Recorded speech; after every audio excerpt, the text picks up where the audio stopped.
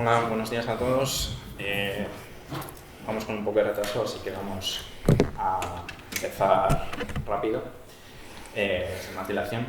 Tenemos hoy con nosotros a John Garvin, que hasta hace un par de años era miembro de Bend Studio y ha trabajado como muchos de vosotros sabéis, en sagas tan importantes y reconocidas como Siphon Filter y Uncharted, una entrega para Vita, Uncharted Golden Abyss, y sobre todo fue el director creativo de Days Gone. So I was telling them that you've been working in Siphon Filter and Uncharted Golden Abyss, and that you were the creative director of Days Gone. Entonces vamos a empezar contando un poco cómo fue el advenimiento de Bend Studio, un estudio fundado en la ciudad de Bend bajo el nombre de, bueno, primero tenía un nombre, pero sobre todo se conocía como Eidetic, ¿no? Eidetic was the original name of Bend Studio. And empezaron con un título que se llama Pubsy 3D, que no tuvo muchísimo éxito, pero luego pasaron a hacer Siphon Filter, un juego de sigilo, con una historia de espías internacionales que fue muy bien recibido. Siphon Filter was like a stealth game with like a political intrigue and was very well received. Tuvieron una trilogía en PlayStation y después de sacar la segunda parte, Sony los compró y formaron parte de Sony Worldwide Studios a partir del año 2000. After the second episode, Siphon Filter 2, you were bought by Sony and you became part of Worldwide Studios and you changed your name to Bend Studio. John Garvin estuvo muy involucrado en las labores de diseño narrativo de la saga Siphon Filter, y que era como la saga de sigilo, digamos, que más competía con Metal Gear Solid, ¿no? de aquella época. You had like a little bit of a competition with like Metal Gear Solid back in the day. Just a little. Just a little. Así que después de varias entregas en PSP, ¿no? Que algunas fueron bastante en PlayStation 2, tuvieron un proyecto muy interesante que fue hacer la entrega portátil de Uncharted Golden Abyss, que fue bastante bien recibida por la crítica, y tras la salida del juego empezaron a desarrollar el gran título del estudio, ¿no? Days Gone. It wasn't like after a few releases in PSP, you were working on the PS Vita version of Uncharted, no? Uncharted Golden Abyss, and after that was done, you could like really deep dive into Days Gone. That became Days Gone. You need to write my wiki page. Yeah. Eres como la página de la Wikipedia. Entonces, Days Gone, no sé si una audiencia lo ha jugado, pero es un juego muy querido por los fans de PlayStation, aunque hace poco también ha salido en PC, y es un juego que presenta un mundo posapocalíptico, con un motero muy enraizado en la cultura motera, un protagonista aguerrido, ¿no? Deacon St. John, y con una ciertamente cuestionable desde el punto de vista moral. So Days Gone was like about biker culture with like a very morally compromised main character and an open world game with like a lot of activities to do in it. Sí. Entonces, como él es el director creativo y es el principal guionista, el principal responsable de la historia, ¿no? Vamos a enfocar mucho la charla en esos aspectos, ¿no? Y yo lo que quería era empezar por lo que significa el título y cuál es el origen del título. So now with the first question, John, how did you come to the title? Like, what was your reasoning behind the title, and what do you think the title means, Days Gone? That's a great question. First, thanks for coming. How many people have played Days Gone? ¿Cuántos habéis jugado al A few of you, videojuego? okay. Levantad la mano. Muy bien. So you're just mostly interested in video games? ¿Estáis más que nada interesados en el mundo del videojuego, ya que no habéis jugado el videojuego la mayoría? See, okay. Sí. Yeah, the title of the game was originally Dead Don't Ride. And it was a different tone. So originally it was going to be a more kind of tongue-in-cheek and, you know, badass bikers on the open road. And then the game took 6 years to develop. So over that course of that time, we shifted tone and became more serious. And Days Gone, I love the title because Days Gone means so many different things. You know, it's the end of the day. It's the, you know, the end of the world. It's also, you know, a way of counting how many days have passed since he lost Sarah. So that's kind of the main thrust of the story. It's a love story. It's about Deacon searching for his presumably dead wife. So there was a lot about that title that we really liked. Me gusta que me hagas esta pregunta. Gracias a todos por venir. Lo primero, bueno, ya os he preguntado quiénes habéis jugado y si estáis interesados en el mundo de los videojuegos. Sobre la pregunta que me haces al título de Days Gone, la verdad es que el primer título que teníamos era Day Gone Right. Ese era el primer título que habíamos manejado, era un poco más juguetón de alguna manera. Al final estábamos creando una historia de moteros super malotes, como rebeldes, y todo se convirtió a lo largo de los 6 años del desarrollo del videojuego, porque al final nos tomó mucho tiempo desarrollar este videojuego. Cambiamos el título porque el videojuego y la historia habían tomado un matiz más serio. Me encanta el título porque puede significar tantas cosas: el final del día, el final del mundo, el paso del tiempo, desde que hemos perdido la pista de Sarah, un montón de cosas. Has hecho referencia a un cambio de título y yo me preguntaba, en un desarrollo tan prolongado de 6 años, cambiaron también otras cuestiones entre bambalinas. Fue un proyecto que tú dirías complicado. ¿Estuvisteis en un momento en algún tipo de infierno de desarrollo? I was thinking that you changed the title, so were there other things that really changed behind the scenes? And if you would like describe the process as being in development hell, or just having like a very complicated development, or why did it take so long to develop and to ship? CC.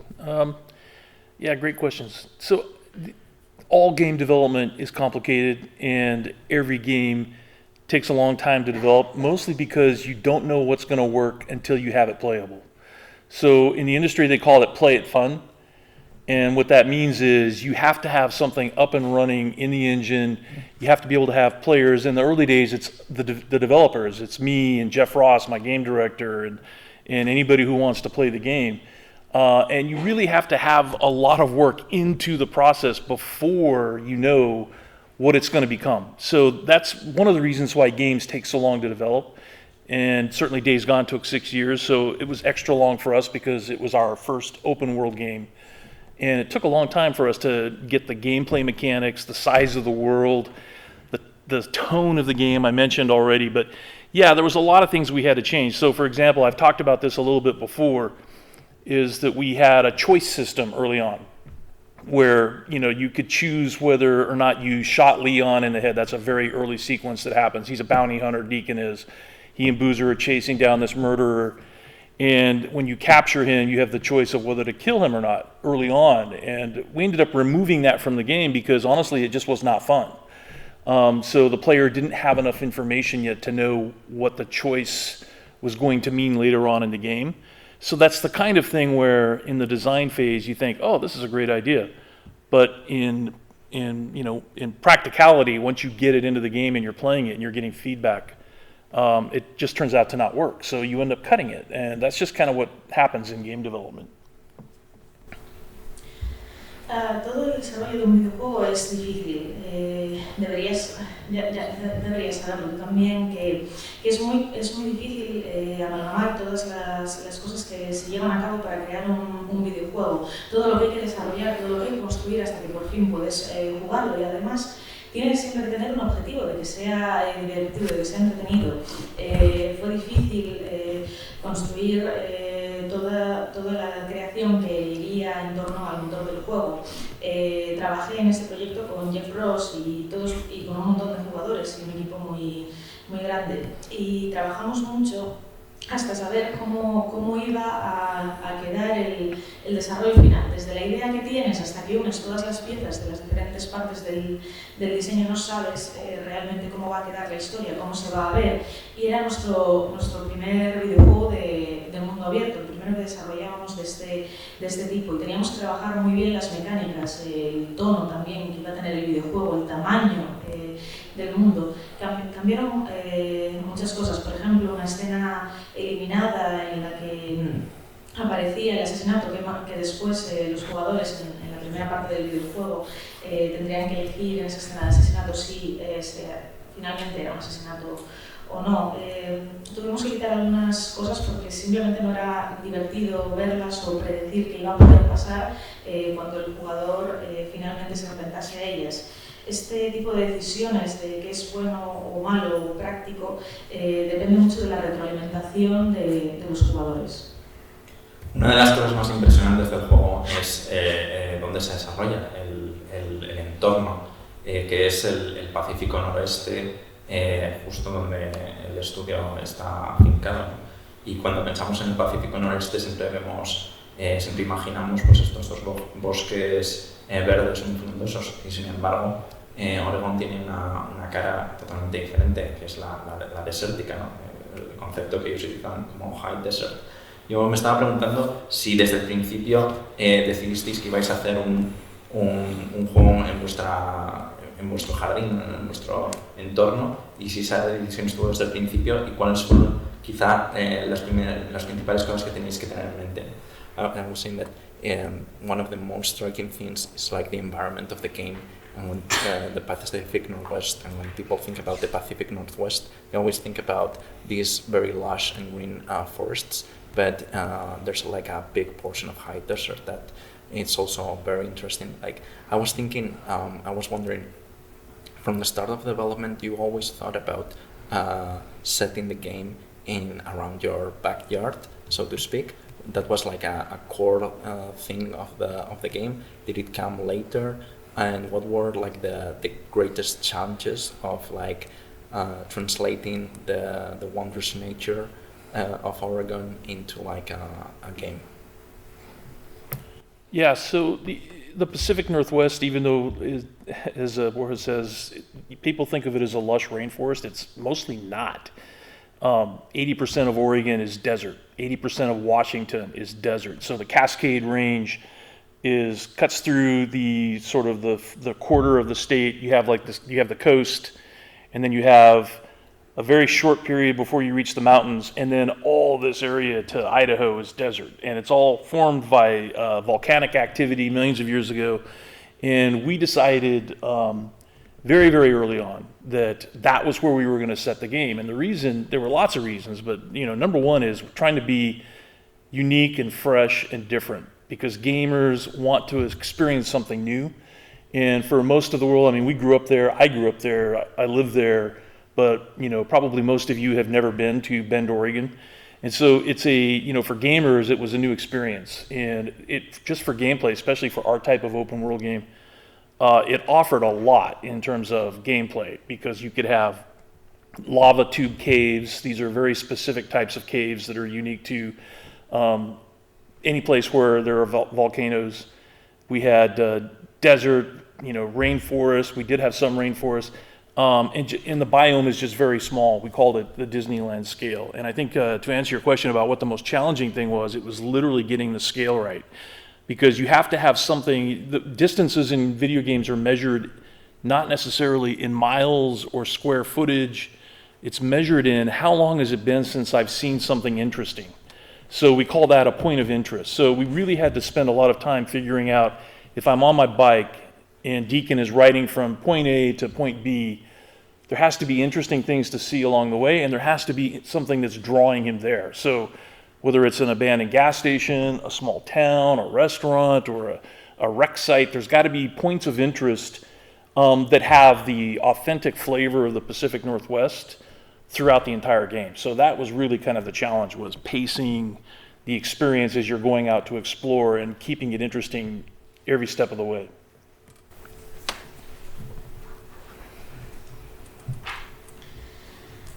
Sí, la costa del Pacífico, la verdad es que tiene esa parte de bosque tropical que dices, de verdor, pero el 80%, lo que la gente normalmente no sabe es que el 80% del territorio es desierto. Un cuarto es costa y luego pasas las montañas y todo Idaho es un gran desierto volcánico. Creo que escogimos este escenario porque pensamos que iba a ser un emplazamiento único, fresco, diferente, algo que llamase la atención del espectador, porque es verdad que yo he vivido y he crecido en este entorno, pero creímos que los jugadores en general no iban a conocer o no iban a haber estado jugando en entornos similares como el de Oregón. Además, estábamos creando un mundo abierto y queríamos explorar escenarios que fuesen peculiares, como por ejemplo las cuevas que quedan halagadas por el paso de la lava de los volcanes, el desierto, el cambio entre desierto y bosque tropical. Era un reto, además, es un reto la escala, pasar del mundo real al mundo cibernético. Las medidas no tienen que ser en millas, en pies, en kilómetros, en metros.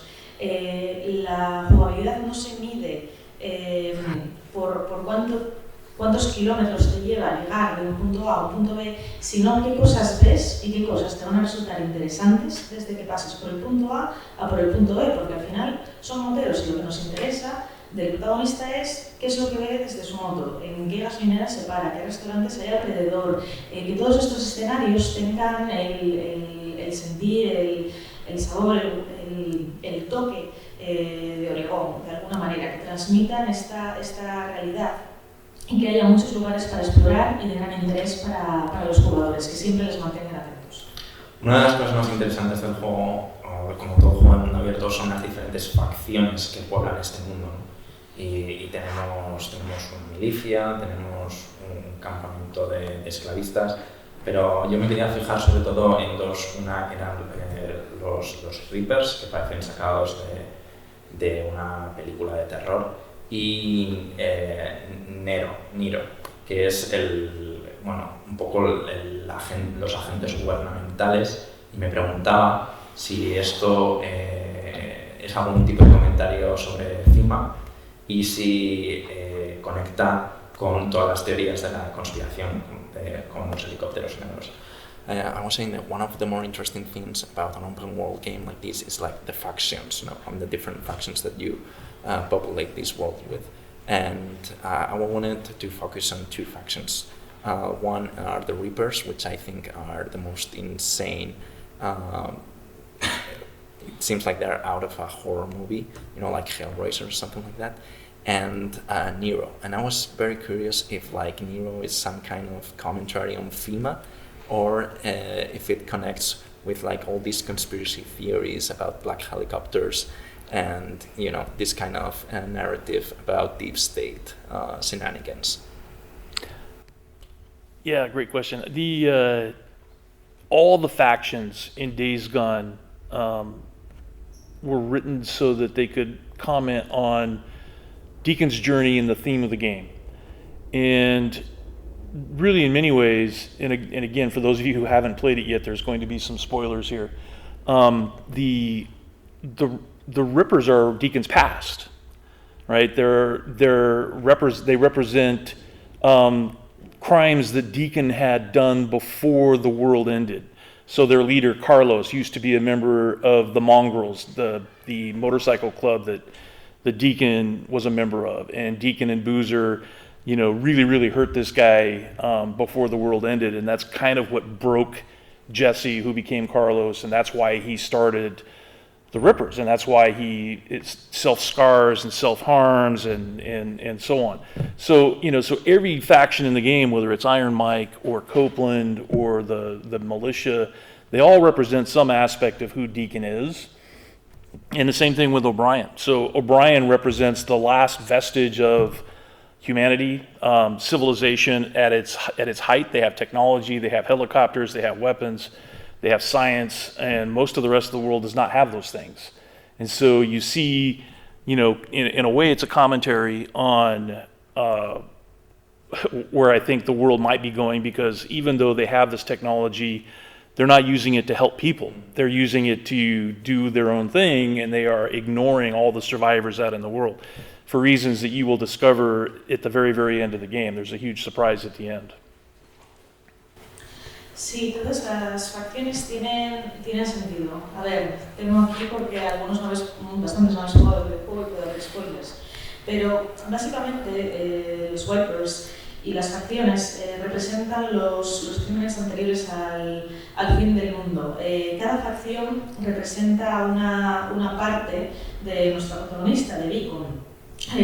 Por ejemplo, Carlos o Brian, cada facción tiene de alguna manera un resto de la civilización. Y el caso de Brian, la civilización, él tiene los restos de la civilización relativos a la ciencia, a la tecnología, tiene los helicópteros, como has mencionado antes, los helicópteros negros, todos estos restos de la sociedad.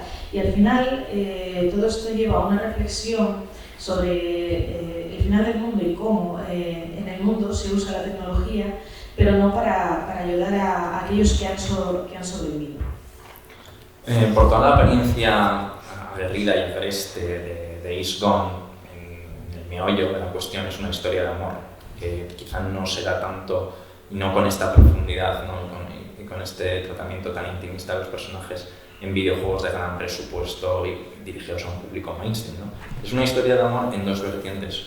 Un amor fraternal, que es el que mantiene el protagonista con Boozer, y un amor más erótico esponsal, ¿no? con Sarah. Me pareció muy interesante, pero quería saber cuáles fueron las principales metas que teníais vosotros en el estudio, en el equipo, a la hora de recrear, o de transmitir o de contar esta historia de amor. So I think that for all its exterior, I think Days Gone is a love story. And it's a love story in two separate forms. One is the love for the comrade, which is the love that Deacon has for Boozer, and all the lengths he's willing to go to be by his side and save him. And the love for his wife, Sarah. And that this kind of love is not usually presented as that, and really have a deep dive, intimate character study in mainstream video games. So when you decided that you wanted to kind of put these love stories at the center of the game, what were your main goals? What were the pitfalls you wanted to avoid? What were the principal things you wanted to get across? So to me, the basics of storytelling, whether it's film or novels or video games, it's literally trying to create or recreate or examine something that's super important to everyone. It's got to be primal. It's got to be death and birth and love and just the emotions that you feel as you're living your life. And to me, that's the key to any great story. Is it doesn't really matter what the plot is so much as why do I care? And if you don't care about the people that you're experiencing the game with, then you're not going to care how it ends. And so that's how I start. And whenever I'm writing a story of any kind, I really start with the characters. And in Deacon's case, it's how can you mess up his life the most? So he's lost everything, and you take his wife away from him, and we show through flashbacks how he fell in love with her, how they came to be a couple, even though they're very, very, very different. And that's one story thread. And then, in terms of Boozer, that's his best friend. They're like brothers. And then you have something horrible happen to him. And then you let the player, and through Deacon, experience what that would feel like and what it would take to survive that. And so I think that's really kind of all it really was, is just trying to create a character who's believable. And to me, that's always the most important thing is, can I relate to this person? Do I believe what they're saying and what they're doing? Is their motivation clear? And honestly, most early on, and when players would play Days Gone, because it had the theme of freakers, or most people call them zombies, and motorcycles, they weren't expecting a love story. And some of our early focus tests came back, and the guy said, "You tricked me into playing a love story." And so, that I thought that was great, because again, what I want also, and what I love about storytelling is surprise. You have to be able to surprise me, and as a writer, I'm constantly looking under the hood. I'm watching Loki right now, and it's like Marvel's doing a really good job these days of surprising me. And same thing with WandaVision. I finished watching that. I mean, these are great stories because I don't know what's going to happen next. And in Days Gone, I wasn't successful all the time. It's like some of these things you could see coming, but very few people saw the surprise ending coming. And so I think that's the real important things. It's like having it be relatable. Having a love story is as relatable as it comes. Everybody wants to fall in love. Everybody has suffered grief and loss, and then having there be some surprises along the way.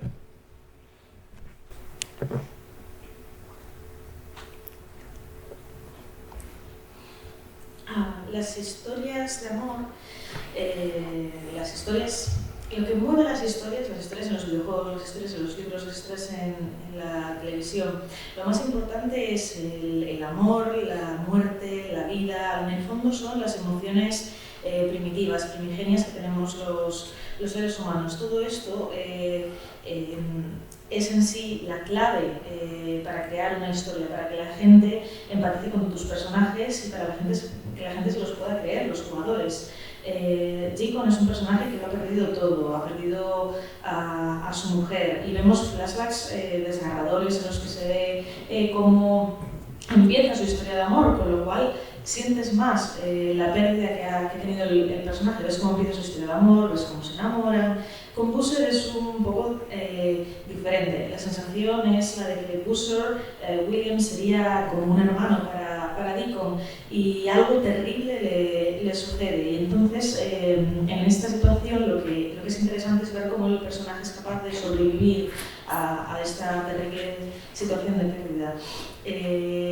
Lo más importante a la hora de crear historias, a la hora de centrar la narrativa, es crear personajes reales, personajes que el jugador esté jugando y diga, me creo este diálogo, me creo esta situación.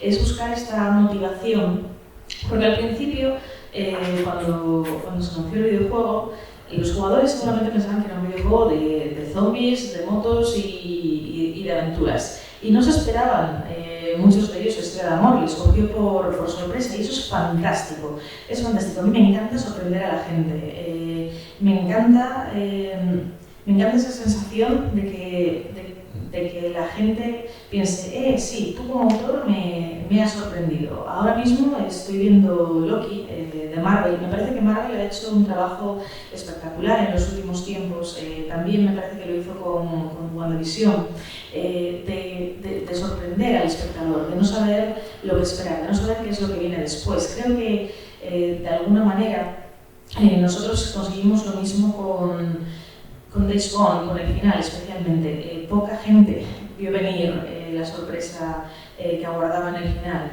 Al final todo el mundo sufre por la pérdida de los seres queridos, todo el mundo siente amor, y en el fondo lo que es que construir una línea argumental en la que todas estas emociones lleven a un camino de sorpresa y para los jugadores. Bueno, centrando ya un poco el tema en la industria, ¿no? Days Gone es un juego que no tenemos cifras, pero es un juego de gran presupuesto, ¿no? Son producciones de decenas, incluso a veces cientos de millones de dólares. Yo quería saber dónde queda el papel del autor, si existe una figura que podríamos denominar autor en videojuegos, y cuál es el margen de libertad creativa que tienen los estudios hoy en día a la hora de producir videojuegos cuando tienen que responder ante una publisher. y si eres optimista en este aspecto en el futuro. So, more centered around the industry and how games are developed right now. When we are talking about these big risks with hundreds of millions of dollars on the line, what do you think the creative freedom that the studios have? Where do you think that it lies? What's the space for it? And is there a thing as an author in video game production? Can we say that there are authors in a video game development? And how is the tension or the relationship with a publisher in an environment where there's so much money involved? Are studios allowed to have this creative freedom, or do they have to really, play by the rules and play by the market research? Great questions. So, full disclosure, I've been retired for 2 years, so the industry is changing very, very quickly. From my perspective, what I see happening is it's becoming like Hollywood, it's becoming a talent-driven industry. So if you have a proven track record, if you're a creative director or a studio head or a writer or a game director who has a lot of experience and proven success, you've proven you know how to make a game, and you know how to make a game that's going to appeal to a wide audience, you have a lot of latitude, even with the biggest publishers, to make your game. So a creator like Hideo Kojima-san, he can make Death Stranding, even though it's a very different kind of game, because he has a lot of credibility in the industry, and I think he will continue to be able to make whatever he wants. If you're trying to do a startup company and nobody knows who you are and you've never done it before, no one's going to give you $150 million to do that.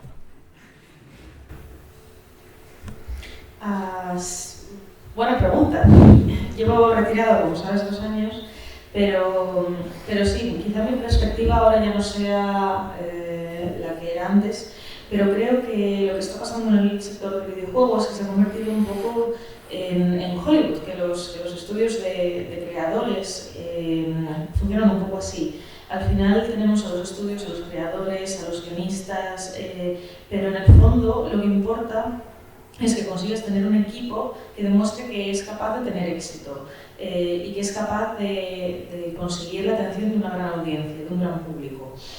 Las grandes compañías, las grandes empresas de videojuegos, los grandes creadores, al final lo que buscan es mantener esta credibilidad dentro de la industria. Lo que buscan es que si tú vas a crear un estudio desde cero, pues lo vas a tener difícil para que te presten $150 millones.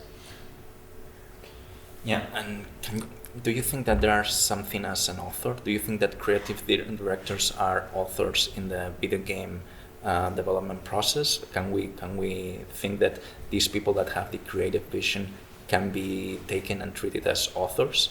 ¿Y crees realmente que las personas que crean videojuegos los podemos denominar autores? ¿Crees que realmente todos estos creadores y estos desarrolladores en el fondo son autores de los videojuegos?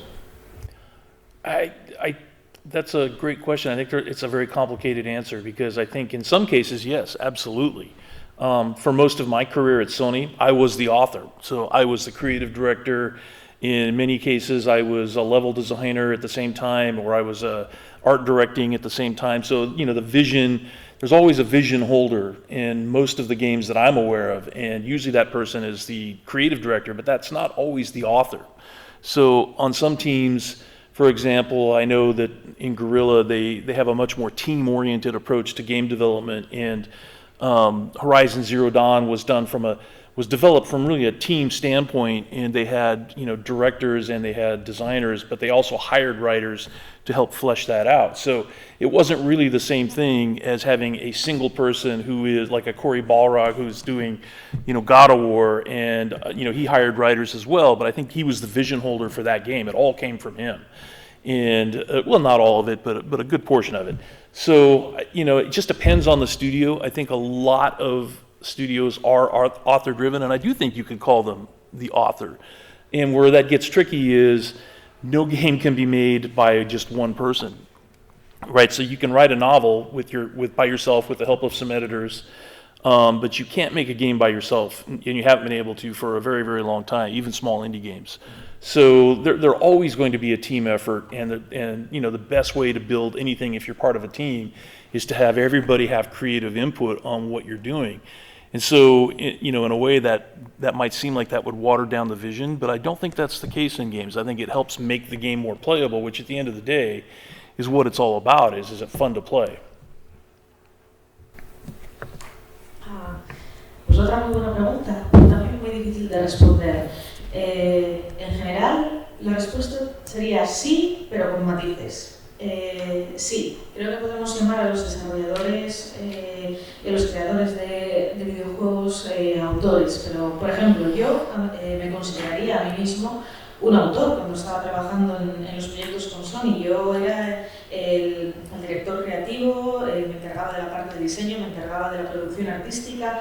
Digamos que yo amalgamaba la visión del videojuego como director, pero no todos los directores de proyecto trabajan de la misma manera. Por ejemplo, en el equipo Gorilla tienen un desarrollo mucho más de equipo. Se basa en el trabajo colaborativo entre todos los miembros. Y de hecho también conozco estudios en los que, además de tener el desarrollo de equipo y trabajar de manera colaborativa, contratan a una persona, a un escritor, para que les haga el guión del videojuego, el guión de la historia, la trama.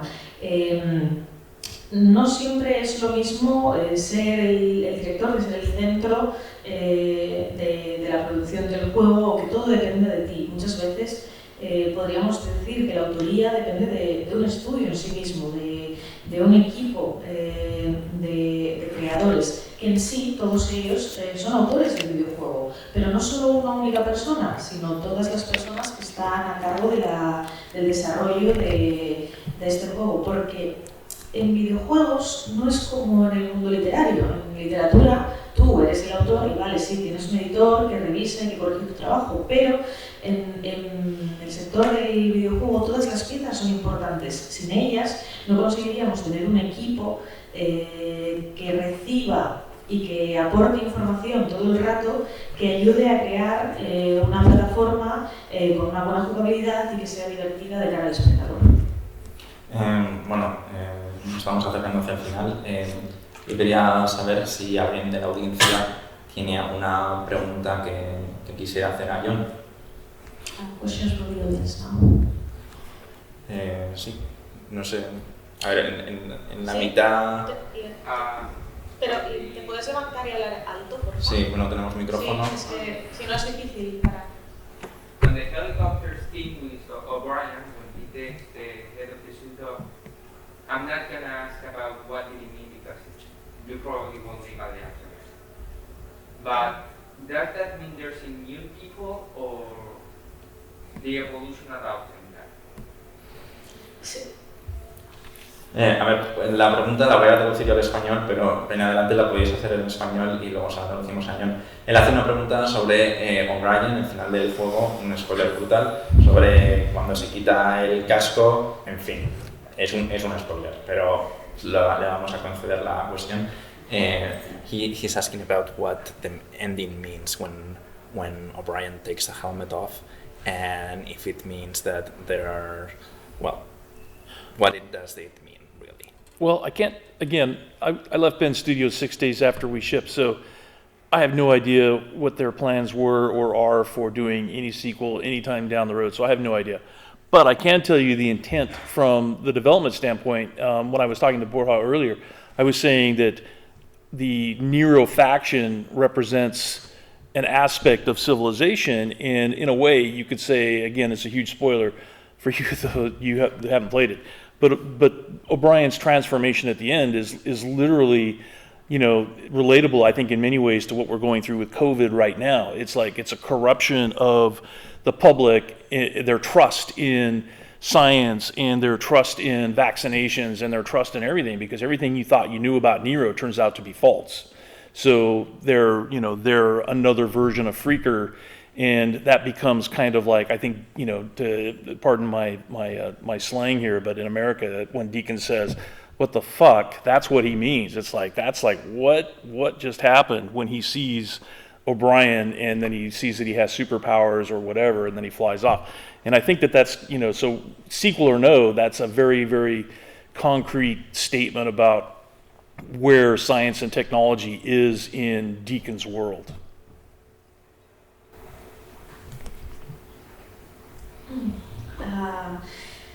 Vale, sí, un spoiler. La verdad es que yo dejé el equipo de producción del videojuego y no tengo, si va por ahí la pregunta, no tengo ni idea de si los planes son lanzar una secuela del videojuego en adelante. Sí que es verdad que durante el desarrollo sí que teníamos claro que la facción Nero tendría un matiz de transformación biológica de alguna manera, que podemos compararlo ahora con lo que pasa con la COVID, con el virus que nos amenaza en estos momentos.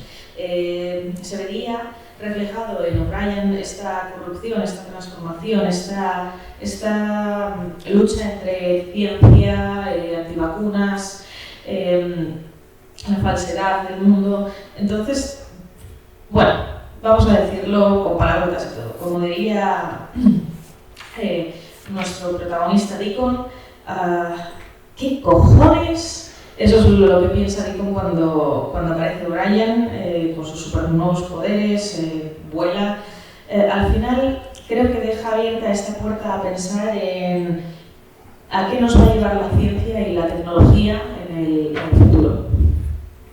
¿Alguna pregunta más? Creo que tenemos. Sí. Puedes ponerte de pie y... Nos queda tiempo para una. Estoy recordando ahora, hubo una entrevista en la que John mencionó que si querías un juego nuevo, por ejemplo como Days Gone, que debías comprarlo a precio completo, porque las compañías, no quiero ser combativo aquí, eso queda claro, porque las compañías al final valoran mucho la primera tirada de ventas y tal, y los juegos al principio, los juegos nuevos, las nuevas IPs son difíciles de vender. Quería saber si John tiene alguna idea al respecto de cómo convencer a las grandes compañías de que los juegos que salen muy nuevos, ahora que los juegos son cada vez más caros, de convencer de que las IPs nuevas tienen que tener como un punto de fe, especialmente la primera tirada, la primera versión, para que no pase como podría, no sé si no se considera un fracaso, creo que no, pero para que las nuevas IPs no se consideren fracasos de forma casi automática, pese a ser buenos juegos, porque ha pasado mucho en la historia.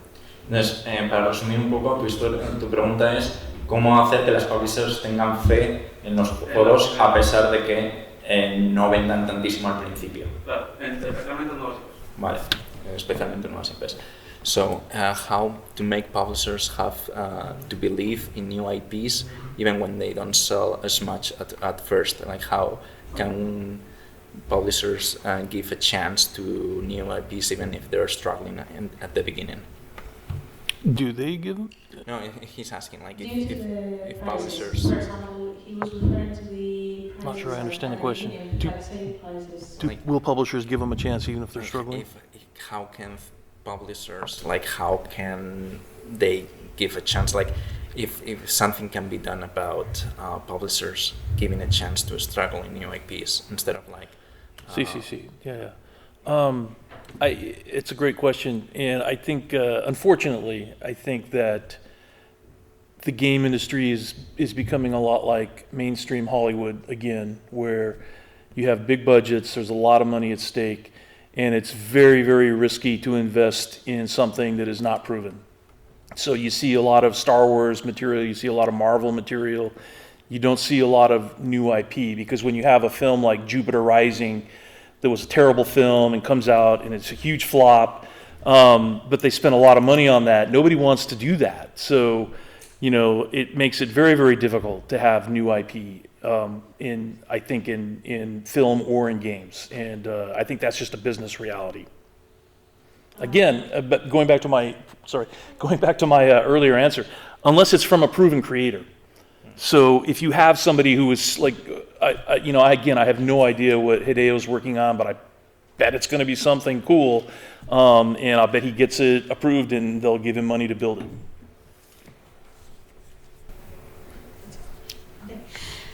Desafortunadamente creo que, bueno, remitiéndome a la respuesta respuesta que había dado anteriormente sobre el sector del videojuego, creo que la industria va cada vez más enfocada a un público generalista, se parece más a la producción de Hollywood en cuanto a cine. Es muy difícil encontrar inversores que arriesguen en proyectos como Jupiter Rising, por ejemplo, porque, claro, cuando tienes licencias como Star Wars o como Marvel, que están constantemente generando beneficios, es muy difícil apostar por algo diferente.